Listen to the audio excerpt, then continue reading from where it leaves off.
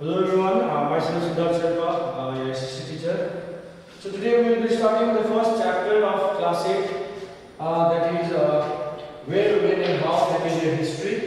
तो आज हम लोग देखेंगे कि बेटा कि हम लोग हिस्ट्री के पहला चैप्टर पढ़ेंगे क्लास 8 का, वो है where, when and how.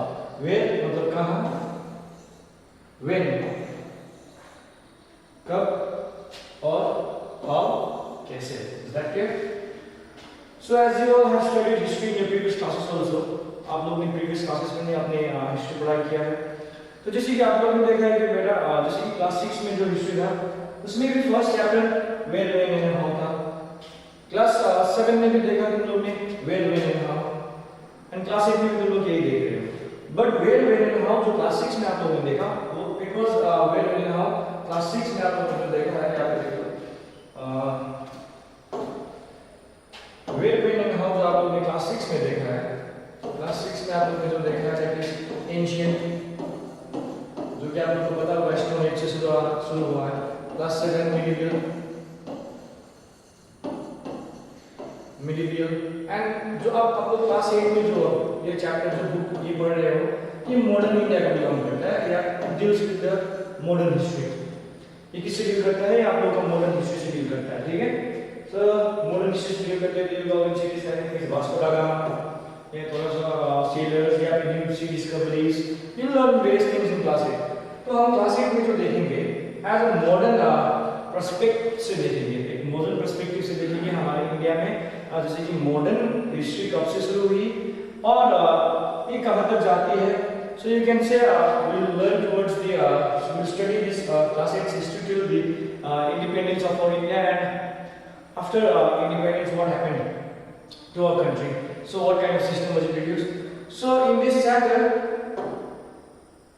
we will be discussing the timeline of this period. Timeline पे हम पढ़ेंगे इस चैप्टर का ओवरव्यू देखेंगे थोड़ा सा. इस चैप्टर में इस पीरियड यानी कि ये जो मॉडर्न पीरियड जो था हमारे इंडिया में वो कैसा था. ठीक है. और उसमें के साथ साथ ये modern major events in the world history, not only India हम लोग वर्ल्ड का देखेंगे.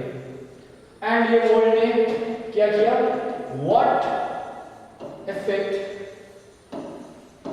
Did it what effect did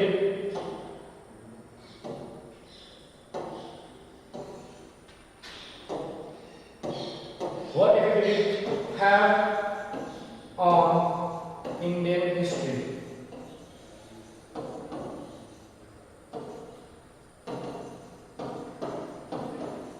तो हम लोग ये देखेंगे एवरीवन कि मेजर इवेंट्स एंड ऐसे कुछ इंपॉर्टेंट इवेंट्स देखेंगे वर्ल्ड हिस्ट्री के जिसने हमारे इंडियन हिस्ट्री में हमारे भारतीय इतिहास पे कुछ असर डाला हो या असर डाला भी होगा तो किस आधार पर असर डाला है. ठीक है. और हम लोग यहाँ पे देखेंगे एक नेशनलिज्म वाला, जैसे कि आईएसएम वाला बात आता है. ISM I always say it's an ideology. ISM is an ideology, idea है. अब किस चीज का आइडिया है? नेशन का, कि नेशन बनने का आइडियोलॉजी. अब उस समय ये जो इस चैप्टर में देखेंगे कि नेशन का आइडियाज कैसे आया. ये जो नेशनलिज्म था ये एक लहर उठी थी किसके खिलाफ? कॉलोनियलिज्म के खिलाफ. कॉलोनियलिज्म भी क्या है, इंपीरियलिज्म क्या है, हम लोग ये चैप्टर में देखेंगे. Okay. And we are talking and we are discussing about various things in this chapter. Okay. हम लोग देखेंगे ये ओवरव्यू द पीरियड पढ़ेंगे, हम लोग बोल दिए. वर्ल्ड हिस्ट्री का मेजर इवेंट्स हम लोग देखेंगे, हम भी बोल दिए. नेशनलिज्म बोलेंगे. लेकिन ये सब का आइडिया हम लोग को कहां से मिलता है? तो यू कैन सी रिसोर्सेस, यानी कि स्रोत है. जैसे हम लोग को पानी कुआं से मिलती है, कुएं से मिलती है, well so like that way history भी हम लोग को कहां से मिलती है? सोर्सेस से मिलती है. So that sources can be of various types. I think you will have studied in class 7 literary sources, yes, archaeological sources, account of foreign writers का account जो कि but हम लोग वो medieval के टाइम में था तो same sources वही होंगे but that sources will belong to which period? The modern period of the our country. Is that clear? So आप लोग को देखा गया यहाँ पे स्क्रीन पे कि हम लोग इस चैप्टर में इन सारे टॉपिक्स को कवर करेंगे. That is the first हम लोग टाइमलाइन देखेंगे and overview of this period. इस पीरियड में क्या क्या हुआ था छोटा सा एक शॉर्ट फॉर्म में देखेंगे. And major events of the world history, कि वर्ल्ड हिस्ट्री में क्या क्या ऐसे घटनाएं घटी थी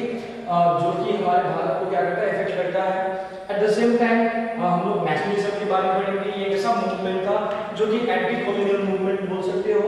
हमारे इंडिया में इसको हम लोग एंटी कॉलोनियल मूवमेंट बोल सकते हैं, लेकिन इन यूरोपियन में you can there is a different perspective for nationalism. वो हम लोग will study that topic in later in your higher classes like class 9 and 10, okay, that will be world history and introduction of sources. यानी हम लोग यहाँ पे sources के बारे में इंट्रोडक्शन देंगे कि हम लोग को सोर्सेज कहाँ से मिलती है, ये सारी चीज जानने के लिए। So let's move towards the timeline. So as you all can see on the screen, what is a timeline? Timeline क्या है? A timeline is a chronological arrangement of events. यानी chronological एक व्यवस्थित ढंग में रखा गया है। chronological in sequence you can say. You can say in sequence, यानी कि ढंग से रखा गया है। जैसे 1 के बाद 2 आता है, 2 के बाद 3 आता है, वैसे ही इवेंट्स को जो पहले आया उसको फर्स्ट में रखेंगे, सेकंड में जो आया उसको सेकंड में रखेंगे, थर्ड में जो आया उसको थर्ड में रखेंगे। सो हम लोग जो ये टाइमलाइन देख रहे हैं आप लोगों को यहाँ पे, सो इसके नीचे देखते देखो 1400 CE में और ये 1600 CE जो है 1400 से लेकर 1600 का जो एक पीरियड था, उसमें हम लोग बोलेंगे इसको रेनेसांस ये पीरियड है, जैसे कि 4th to 16th सेंचुरी में 14th to 16th सेंचुरी में ऐसा दौर आया था जिसमें यू कैन से rebirth of thinking classical learning जो हम लोग आगे भी देखेंगे। 1500 में यहाँ पे दिया गया, लेकिन 1500 का मार्क यहाँ पे है, बट उससे थोड़ा पहले देखो 1498 के आसपास यहाँ पे वास्को दा गामा सी रूट और वास्को दा गामा बहुत सारे सी रूट मुझे स्पेशली इंडिया का सी रूट वास्को दा गामा ने खोज लिया था। And if you all can see the next point, that is यहाँ पे 1600 में एक ग्रीन मार्क से देखते हैं ब्रिटिश ईस्ट इंडिया कंपनी हमारे इंडिया में आए थे, ठीक है 1600 में। तो वास्को दा गामा ने सी रूट खोला, उस सी रूट को फॉलो करते हुए कौन आए थे, British East India Company. Not only British, there were Portuguese, Spanish, French and many more, ठीक है। एंड 17th सेंचुरी में हम लोग देखते हैं, यू कैन से 1700s के दशक में दिस पीरियड यहाँ not only discovery of sea route to India, बहुत सारे अदर कंट्रीज का भी सी रूट डिस्कवर किए गए थे, ठीक है। एंड यू कैन सी 1800 हम लोग नीचे के टाइम में देख रहे हैं, उसके बाद ऊपर का भी डिस्कस करेंगे। 1800 में जैसे कि इंग्लैंड में इंडस्ट्रियल रिवॉल्यूशन आ जाता है, यानी कि उद्योगीकरण बोल सकते हैं हम लोग, नए नए इंडस्ट्रीज मैन्युफैक्चरिंग कंपनीज खुले गए थे, जिसने हैंडमेड गुड्स को क्या किया था, रिप्लेस किया गया था। So on. अब हम लोग को इंपॉर्टेंट पॉइंट इतना ही देखना है इस चैप्टर में, तो हम लोग टाइमलाइन की जगह यही देखेंगे, ठीक है। So as we move towards the 1775 और 83 के बीच वहां पे अमेरिकन वॉर ऑफ इंडिपेंडेंस हुआ था, यानी America fought for its independence, जिसमें फ्रांस ने हेल्प किया था, ठीक है। और America was also a colony of Britain, ये 13 कॉलोनीज थे अमेरिका में। और 1789 is a very important event in the world history, is the French revolution, that is the French revolution. ये फ्रेंच रिवॉल्यूशन तो पहला एक्सप्रेशन था, हम लोग देखेंगे यहाँ से बहुत सारे आइडियाज आते हैं, क्या आते हैं, आइडियाज आते हैं। फ्रेंच रिवॉल्यूशन से हमारे पास क्या आते हैं, बहुत सारे आइडियाज आते हैं। वो आइडियाज क्या थे, हम लोग इस चैप्टर के एंड तक हम लोग देख लेंगे। So I hope you understood the timeline. So आप लोग देख सकते हैं पहले हम लोग देखा 1400 से जो ये पीरियड है, it's a period of renaissance, ठीक है। आफ्टर दैट यहाँ पे हम लोग देखिए discovery of sea route to India by Vasco da Gama, 1600 में ब्रिटिश ईस्ट इंडिया कंपनी आ रहे हैं, ठीक है। 1700 में बहुत सारे और अन्य देशों का क्या होता है, सी रूट समुद्री रास्ता, लेकिन उस समय टेक्नोलॉजी तो डेवलपमेंट था कि हवाई जहाज जा रहे हैं, तो sea was the only most prominent way of travelling, और you can say sea route was the only best way of transportation, okay, for long distance. Industrial revolution आता है 18th सेंचुरी में, ये इंडस्ट्रियल रिवॉल्यूशन जो उत्पाद मचा देता है हमारे देश में, वो हम लोग देखेंगे। एंड यहाँ पे 1789 में देखते हो फ्रेंच रिवॉल्यूशन, मैंने बोला कि वेरी इंपॉर्टेंट रिवॉल्यूशन है, ठीक है। एंड 1775 टू 83 में क्या होता है, अमेरिकन वॉर ऑफ इंडिपेंडेंस, यानी कि अमेरिका वाले भी एक ऐसे देश है जो वो लोग ब्रिटेन के जो कॉलोनी थे उसके अगेंस्ट में फाइट कर रहे थे। Is that clear? तो I hope you understood the timeline. What I mean to say is that ये टाइमलाइन के जरिए हम लोग देख सकते हैं कि वर्ल्ड में जो मेजर इवेंट्स को हम क्या कर सकते हैं, क्रोनोलॉजिकल ऑर्डर देख सकते हो, 14 के बाद 15, 16, 17, 18, 19। तो इस दौरान क्या हुआ, मतलब इंपॉर्टेंट डेट्स एंड इवेंट्स को हम लोग अरेंज करेंगे through timeline.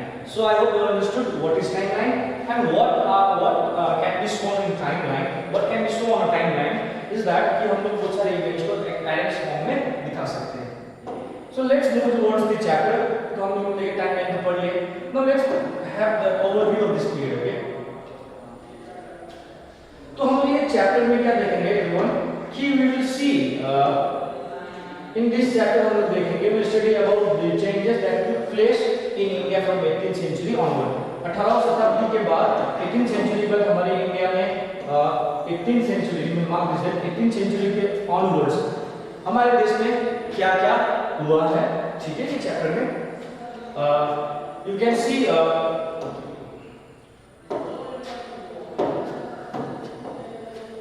our country was divided into small and big independent states. तो when Britishers और जो foreigners Europeans आए थे उस समय हमारे देश जो थे यहाँ पे देखो small and big independent states में क्या था, बटा दिया, मतलब बटा हुआ था टुकड़ों में. Some were powerful but some were not that powerful, some were very weak. And यहाँ पे लिखा गया है जो states थे हमारे देश में, छोटे राज्य साम्राज्य जो थे, you can say monarchs जो थे, kings जो थे, they were weak, वो लोग कमजोर थे और the life and property of people was insecure. यानी कि insecure मतलब you can say not safe.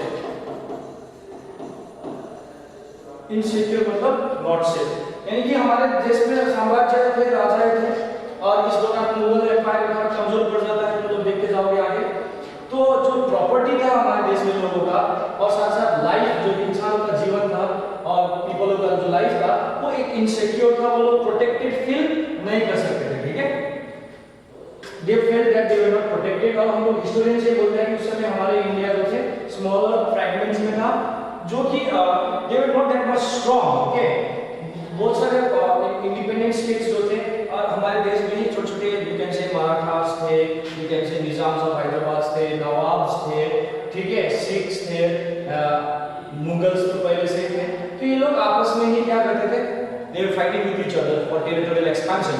तो जब टेरिटोरियल एक्सपेंशन के लिए अपने में ही फाइट कर रहे हो तो इन सम और the other way they were getting weaker and weaker.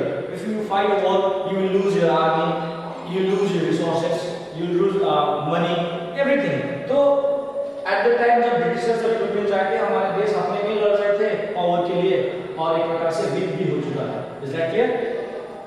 ठीक है. हमारे हिस्ट्री को एक Scottish you can say economist थे, जेम्स मिल्टन थे. You can say he was an Scottish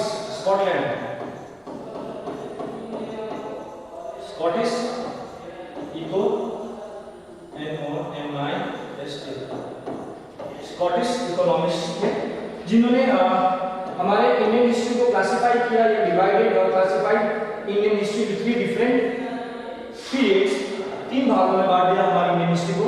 that was the Hindu, सबसे पहले देखा जाता है Hindu period, you can add a comma out here, the Muslim and the British. तो सोचो एक प्रकार से इन्होंने जो हमारे इंडिया का जो हिस्ट्री है एज अ रिलीजियस वे में इन्होंने यू कैन से डिवाइड किया है, क्लासिफाई कर दिया. And at somehow you can think it's correct because the first period of the era हमारे इंडिया का जो मेडिवल से पहले और एंशिएंट पीरियड एरा जो था तो that was mostly ruled by the Hindu Kings. ऐसा नहीं था कि मुस्लिम एरा में हिंदू नहीं थे, but it was vast majority कहते हैं मुस्लिम आए थे, सल्तनत आया था, मुगल आए थे. ये सब चीज हम लोग क्लास में पढ़ चुके हैं. एंड आफ्टर ऑल जो हम लोग का जो यहाँ पे इंडिया में ब्रिटिश आता है, ब्रिटिश आने के बाद इंडिया में ब्रिटिश कैसे अपने पावर को एस्टैब्लिश करता है, ये सारी चीज हम लोग फर्दर नेक्स्ट चैप्टर्स वगैरह जो आगे आने वाले चैप्टर्स हैं उनमें हम लोग we will discuss and we will understand. Okay, तो according to the religious way देखा जाए तो धर्म और रूलर्स किस धर्म को मानते थे उसके आधार पे स्कॉटिश इकोनॉमिस्ट जो जेम्स मिल थे उन्होंने हमारे इंडियन हिस्ट्री को 3 डिफरेंट पीरियड्स में बांट दिए, ठीक है. तो मोस्ट ऑफ द हिस्टोरियंस ने हमारे देश को फिर किसमें बांटा, एंशिएंट में बांटा, मेडिवल में बांटा एंड मॉडर्न. अब ancient and medieval and modern में कैसे हम लोग डिवाइड कर सकते हैं, किसी जो डेवलपमेंट जिस समय में जिस प्रकार से आई थी उस आधार पे हम लोग उसको बांट सकते हैं. तो मॉडर्न में बहुत सारे नए नए टेक्निक्स आए थे एंड मेडिवल जो था it was neither modern and not ancient. ये बीच का जो दौर था जो ट्रांजिशन पीरियड था जबकि हम लोग एंशिएंट से क्या बन रहे थे, मॉडर्न की ओर बढ़ रहे थे. Is that clear? So modern history is associated with, modern history को हम खास करके किसके साथ जोड़ेंगे, तो हम लोग मेडिकल में कुछ हल्का चेंजेस देखे। एंशियंट्स में तो बहुत पुराने हालात के लोग थे, वेपन्स भी थोड़ा उतना नहीं था, सब ओल्ड टाइप्स के थे, प्रिमिटिव टाइप्स के थे, ठीक है, लाइक मेटल्स वगैरह को उतना ज़्यादा यूज नहीं करते थे उस समय के लोग। सो यू कैन सी कि मॉडर्न हिस्ट्री अगर हम लोग देखेंगे, मॉडर्न हिस्ट्री को हम किसके साथ जोड़ सकते हैं? मॉडर्न हिस्ट्री में एक्चुअली क्या हुआ था? सबसे पहले तो आया था इंडस्ट्रियलाइजेशन, यानी इस है लाइक औद्योगिकरण, यानी कि नए नए इंडस्ट्रीज आए, फैक्ट्रीज बनना शुरू हो गए। तो जब फैक्ट्रीज इंडस्ट्रीज आएंगे उससे क्या होगा? It will always lead to urbanisation. Industrialisation किसके देता है? अर्बनाइजेशन। किसके प्रति बढ़ता है? Urbanisation. Remember that you are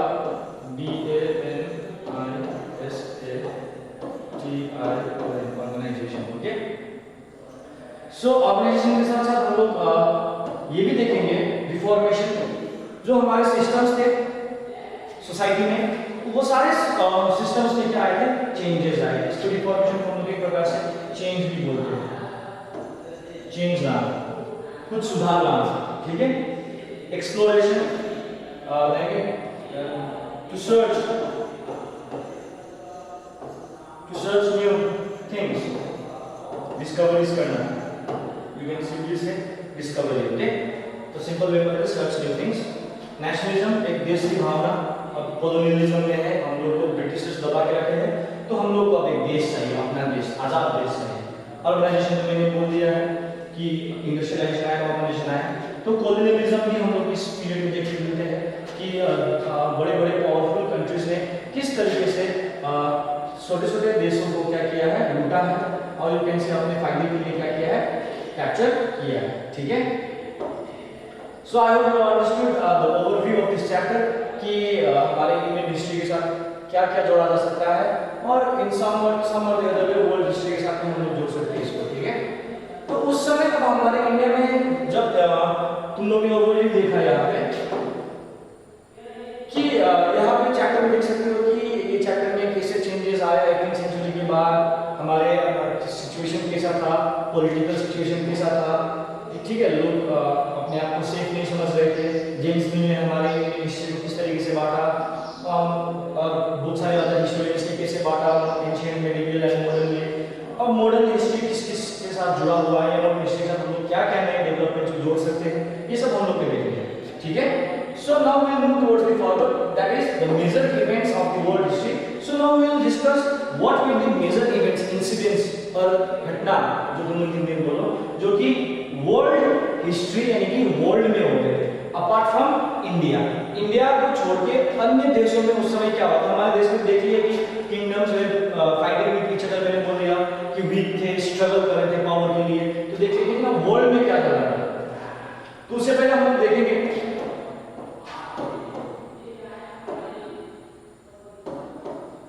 modern history period of India extends over a period of 25 years. हमारे इंडिया में लगभग मॉडर्न हिस्ट्री 250 साल से अधिक जाता है, कितना समझना। इंडिया बाबा बोले, हमारा देश बोले, किसका कॉलोनी था? Colony of the British Empire. India was the colony of the British Empire, यानी कि ब्रिटिश साम्राज्य का एक कॉलोनी था, जहां पे लोग रहते थे, वहां से जितने भी नीड्स के चीज थे वो लोग ले जाते थे। तो कॉलोनियलिज्म क्या था वो हम लोग देखेंगे आगे, आप समझिए। Before starting the modern history of India,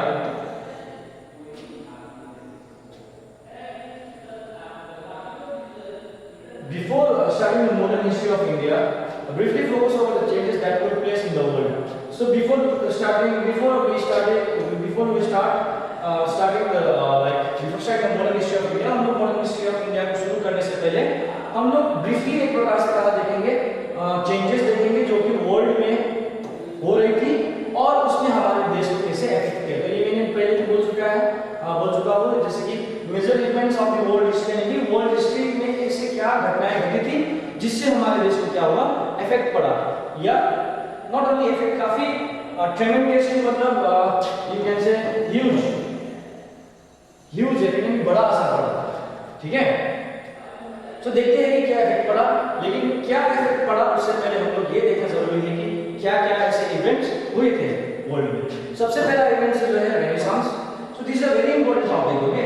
you will have, if you do higher studies in history, you will learn about this, okay.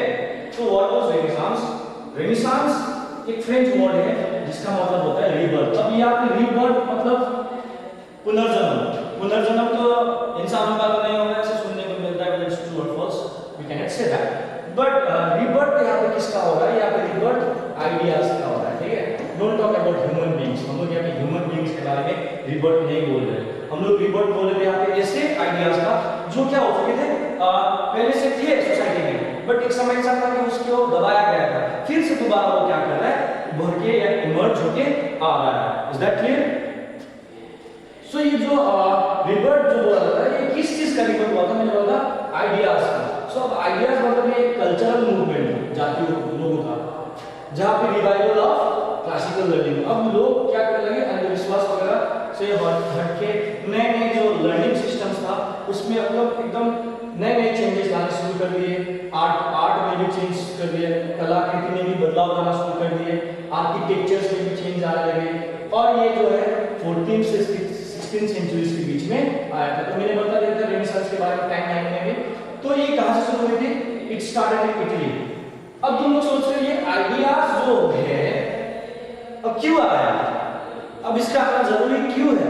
तो तुम लोग देखो क्योंकि people begin to think by themselves. अब ये समय ऐसा था कि लोग अपने बारे में खुद से सोचने लगे, ना ही किसी दूसरे के कहे हुए बातों पे चलना है। ऐसा सिस्टम जो था वो उस प्रकार का सिस्टम उस पीरियड में चल रहे थे जहां पे 14th सेंचुरी से शुरू हुआ था, 14th सेंचुरी के पहले, ठीक है। And boldly question establish principles and institution, यानी जब बोल्डली क्वेश्चन यानी कि एकदम बिना डरे जो एस्टैब्लिश प्रिंसिपल्स, जो पहले से समाज में चलने वाले नियम कानून जो थे, जो कि हो सकता है गलत रहा हो, उसको क्या करने लगे, क्वेश्चन सवाल करने लगे, ठीक है। फॉर एग्जांपल आप इसको समझने के लिए हम लोग एक पॉइंट देखेंगे, blind faith in religious belief were replaced by logical and logical reasons. यानी कि हम लोग अंधविश्वास रखते थे बहुत सारी चीजों पे, हम लोग के ऊपर धर्म ने क्या कर दिया था, एक प्रकार से थोड़ा आंख में पट्टी लगा दिया। तो अब लोग क्या करने लगे कि जो ये अंधविश्वास वगैरह है उसको अब लोग क्या करने लगे, सवाल करने लगे कि कोई भी चीज हो रहा है, जैसे कि like for example of formation of universe और like the origin of human beings. So भगवान रिलीजियस वे में देखा जाए तो हम लोग कैसे इवॉल्व हुए वो अलग है, लेकिन चार्ल्स डार्विन का थ्योरी जब है, थ्योरी ऑफ इवोल्यूशन या हर्बर्ट स्पेंसर के बहुत सारे थ्योरीज दिए गए, प्रिंसिपल्स दिए गए, सिद्धांत दिए गए, उनके आधार पर हम लोगों का क्या है, it's quite different and it's very much different from the religious thoughts, okay. So हम लोगों ने क्या किया, लॉजिक लगाना शुरू किया कि विदाउट एनी रीजंस, यानी जब तक सही लॉजिक और जब तक सही रीजंस नहीं मिलेंगे तब तक अब हम लोग आप लोगों की बातों पर भरोसा नहीं करेंगे। तो यही थी, तो लोग अपने आप पे ही सवाल करने लगे और अपने लिए ही क्या करने लगे, सोचने लगे, और ऐसे बनाए गए प्रिंसिपल्स जो थे, जैसे कि गैलीलियो ने बोला था कि द अर्थ वाज राउंड, ठीक है, टेलीस्कोप डिस्कवर मतलब इन्वेंट किए थे उन्होंने, देखा, he studied about the stars, about the heavenly bodies, galaxies, various things, और उसके बाद उन्होंने बहुत सारे प्रिंसिपल्स दिए जो कि चर्च ने उनको क्या किया था, डिनाई करते थे कि नहीं, गैलीलियो वाज टेलिंग द लाई, और चर्च जो बोल रहा है वो सही है। तो ऐसे ही चीजों पे क्या हुआ था कि लोगों ने सवाल करने लग गए थे जो पहले से बहुत सारे इंस्टीट्यूशंस थे, फॉर एग्जांपल चर्च, ठीक है, रिलीजियस इंस्टीट्यूशंस लाइक मोनार्च, जो किंग के एस्टैब्लिश्ड आइडियाज, प्रिंसिपल्स, ये सारे चीज पे क्या करने लगे, वो लोग सवाल करने लगे। तो this period is also known as a period of scientific approach. तो अब लोग यहाँ पे साइंटिफिक नॉलेज यानी कि बहुत सारी चीजें अब साइंटिफिकली सोचने लगे, like study human anatomy, like studying the human body, यानी कि ह्यूमन बॉडी के ईच एंड एवरी पार्ट को डिस्कवर करना या उसके बारे में स्टडीज करना, उसका like uses, benefits, disadvantages of things, ये सारी चीजें लोगों ने अब ये रेनेसांस के दौरान के बाद क्या हुआ है, लोगों में जागरूकता आई। एक प्रकार से समझना कि लोगों में कॉन्शियसनेस आया है, जागरूकता आई है कि हम लोग को प्रोग्रेस करना है किसके फील्ड में, साइंटिफिक फील्ड में, और सारे चीजों का जो जड़ होगा वो अंधविश्वास नहीं होगा बल्कि किससे होगा, लॉजिक एंड रीजनिंग से होगा, ठीक है। तो I hope you understand what I have all understood what is renaissance. So renaissance was a period of rebirth, जो कि एक फ्रेंच वर्ड था जिसका मतलब होता है रीबर्थ। अब यहाँ पे rebirth means not the rebirth of the people or human beings but the ideas that was like suppressed by the society, समाज के द्वारा उसको दबाया गया था, वैसे नए आइडियाज की दोबारा से उसका रिवाइवल हुआ, पुनर्जन्म हुआ। Is that clear? सो ये इटली से शुरू हुआ था और धीरे धीरे अदर कंट्रीज में क्या होते गया है, एक्सपैंड होते गया है ये idea. Is that clear? So for example से पहले जैसे कि यू आल्सो नोन एज, हमारे इंडिया में फादर ऑफ रेनेसांस को बोला जाता है, हमारे इंडिया में father of RENAISSANC, father of renaissance को राजा राम मोहन रॉय। ये भी राजा राम मोहन रॉय को हम फादर ऑफ रेनेसांस बोलते हैं, क्योंकि राजा राम मोहन रॉय ने हमारे इंडिया के जो कल्चरल या कस्टम्स जो थे, प्रैक्टिसेस थे, उसको हटाए थे। मोस्ट इंपॉर्टेंटली सती प्रथा, okay, that was inhuman practice, that was practised in our Indian society, ठीक है, उनको हटाया था। तो यही प्रकार के आइडियाज हैं कि जो सती प्रथा क्या था, जिसमें लोगों को जिंदा जलाया जाता था, नॉट लोगों को नहीं, वुमेन्स को, specially wifes. If a husband dies, then a wife also has to sit on the funeral pyre of his husband. So that was the logic कि पति मर गया तो पत्नी को भी जल्दी मरना है। So what kind of thinking is that? It's all inhuman practice, okay? That doesn't show humanity, okay? तो ऐसे practices क्या थे? ये अंधविश्वास थे, ठीक है, ये अंधविश्वास थे, बिना किसी लॉजिक का विश्वास। तो क्यों मरेगा? क्या मरने से कोई गारंटी है कि वो दोनों स्वर्ग में साथ रहेंगे? तो उसको जानने के लिए तो मरना पड़ेगा। Yes, so that's different thing, but ये एक ब्लाइंड फेथ था। ये क्या था? ब्लाइंड फेथ था। सो ये सब चीजों को हटाने का ही पीरियड हम लोग क्या बोलते हैं? रेनेसांस बोलते हैं। Is that clear? So after that is the industrial revolution. No, industrial revolution is one of the greatest और उस पीरियड का one of the most important developments में से एक है। सो जब इंडस्ट्रियल रिवॉल्यूशन आया, जो एक चेंज था, एक रेडिकल चेंज था, जिसने हमारे सोसाइटी में क्या था? हैंडमेड गुड्स, यानी कि जो गुड्स थे made by people was replaced. इसको क्या किया गया? रिप्लेस किया गया with goods manufactured by machines. अब यहाँ पे क्या है? फैक्ट्रीज बनने लगे। फैक्ट्रीज बनने लगे मतलब ये है कि अब नए नए ऐसे इक्विपमेंट्स, ऐसे इन्वेंशन, जैसे कि स्पिनिंग जेनी, ठीक है, पावर लूम्स, ठीक है, यहाँ लिखा गया है। इससे क्या हुआ? प्रोडक्शन बढ़ गए। क्या हो गए? प्रोडक्शन बढ़ गए। जब प्रोडक्शन बढ़ गए तो हैंडमेड, हाथ से बनाए हुए गुड्स को क्या कर दिए? रिप्लेस कर दिए, ठीक है। दैट मींस नए नए टेक्नोलॉजी सिस्टम लाइक क्या होगा? इन्वेंट किए गए, ठीक है, नए नए technologies started in England. It was started in England in mid 18th century. 1800s के बीचों बीच ये शुरू हुआ था, and later ये other European countries में क्या होते गए? स्प्रेड होते गए। तो उस समय जो ये इंडस्ट्रियलाइजेशन था, इंग्लैंड में काफी जल्दी आया था, इसलिए they were those countries which became powerful quickly. बहुत जल्दी वो लोग क्या आ गए? पावर में आ गए, और पावर में आने के बाद वो लोग क्या करता है हम लोग देख के जाएंगे, ठीक है। उस समय स्पिनिंग जेनी बनाए गए, पावर लूम्स, बिजली से चलने वाला, spinning mills, water frames were invented which boosted the production of cotton cloth in England. ये सब इंडस्ट्रियल डेवलपमेंट था जिसने इंग्लैंड में क्या कर दिया? प्रोडक्शन यानी कि उत्पादन ज्यादा कर दिया। यानी कि जहाँ पे हैंडमेड गुड्स क्या हो सकता था?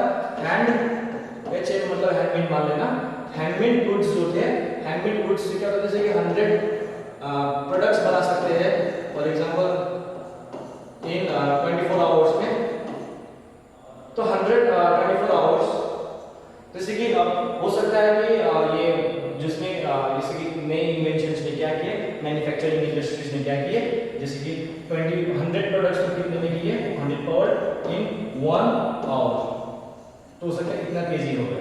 तो दैट मींस इंग्लैंड में ये सब इन्वेंशंस की वजह से क्या हुआ कि इसने रफ्तार दिया इसको, production of cotton cloth in England, उसको थोड़ा बूस्ट अप कर दिया, ठीक है। Is that clear? Okay. European powers started competing with each other. अब यूरोपियन पावर्स क्या हो गए? यूरोपियन पावर्स में लेट्स टॉक अबाउट ब्रिटेन, ठीक है, फ्रांस, ठीक है, Portuguese, there are many other countries, ठीक है,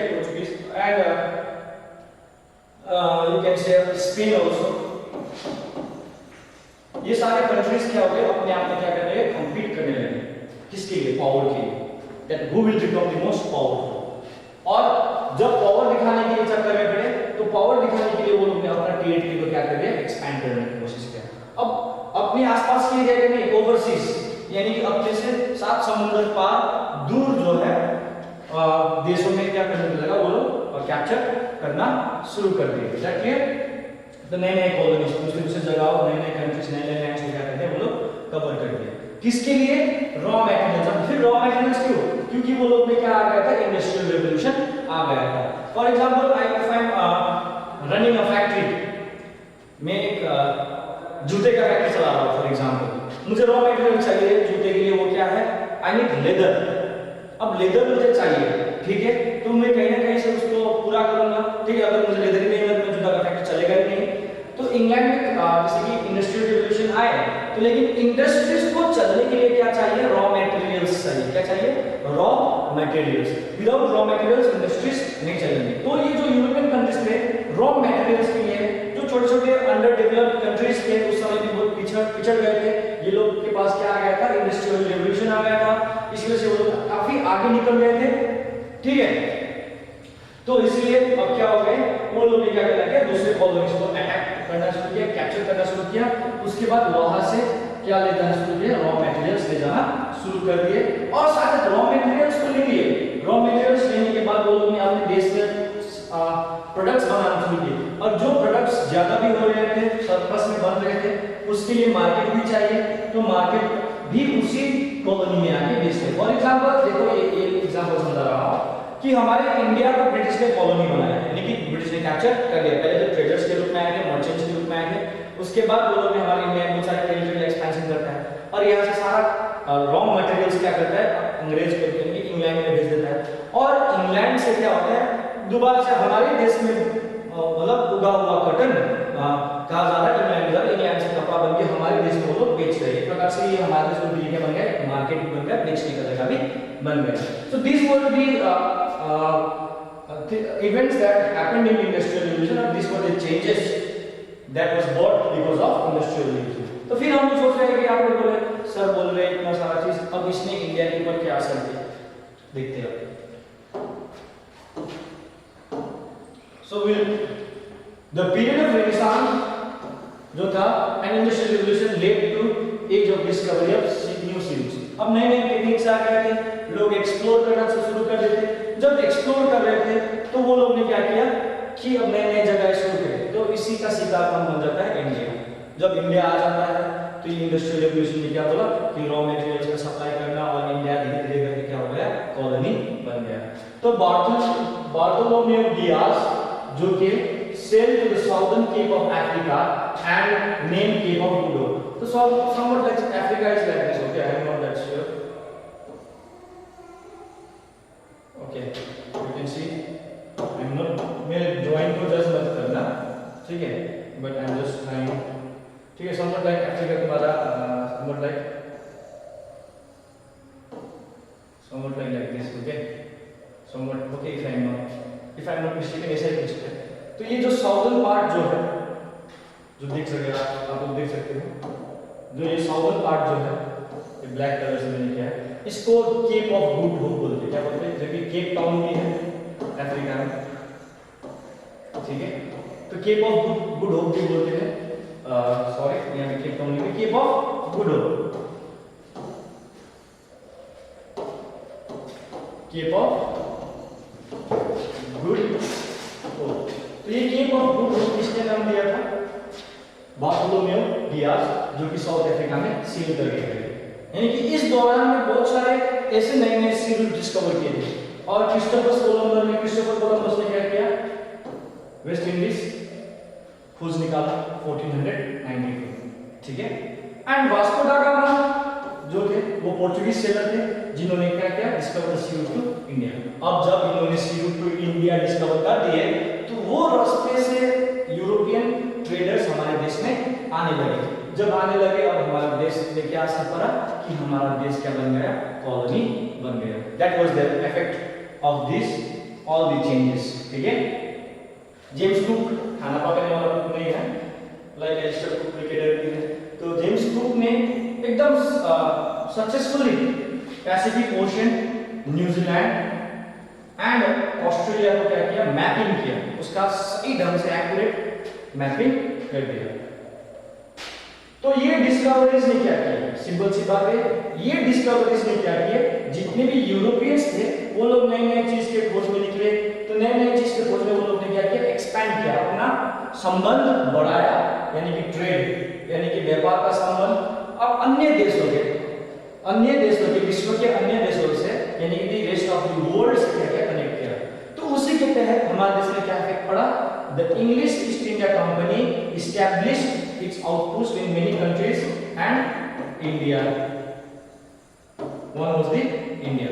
अब इंडिया में नॉट ओनली इंग्लिश, अब रास्ता तो सबको मिल गया है, तो एक रास्ता दिखा दिया, जैसे कि फॉर एग्जांपल तुम लोग क्लास में देख लो, फॉलो करना है सिस्टम, एक बोलते हैं सर मैं गो टू टॉयलेट, ओके हमने उसको टॉयलेट के लिए वॉशरूम के लिए I give him the permission, एक को दे दिए, फिर दूसरा को लग जाता है, फिर तीसरा, फिर चौथा को, क्या होता है एक के बाद एक सबको होना शुरू कर देता है। तो सेम केस, जब एक रास्ता बना दिया किसी ने, तो उस रास्ते को फॉलो करते हुए बहुत सारे लोग आना शुरू करते हैं हमारे इंडिया में, और फिर हमारे इंडिया में बहुत सारे वॉर्स भी लड़ जाती है, ट्रेड वॉर्स, यानी कि टेरिटोरियल एक्सपांशन, ट्रेड पे अपना मोनोपोली जमाने के लिए, अपना अधिकार जमाने के लिए। सो that were the things that happened in our country as well as in the rest of the world during this period. Discovery of new sea routes हम लोग ने देख लिए, ठीक है, इंडस्ट्रियल रेवोल्यूशन भी देख लिए, रेनेसांस क्या है वो भी समझ में आ रहा है। तो उस समय हम लोग में यही सब मेजर इवेंट्स थे जो हमारे वर्ल्ड में हो रहे थे उस समय में, ठीक है, टाइमलाइन भी हम लोग ने देख लिए। सो नेक्स्ट पीरियड में, नेक्स्ट क्लास में हम लोग will cover various topics like imperialism, colonialism and many more. Till then, stay safe. Thank you.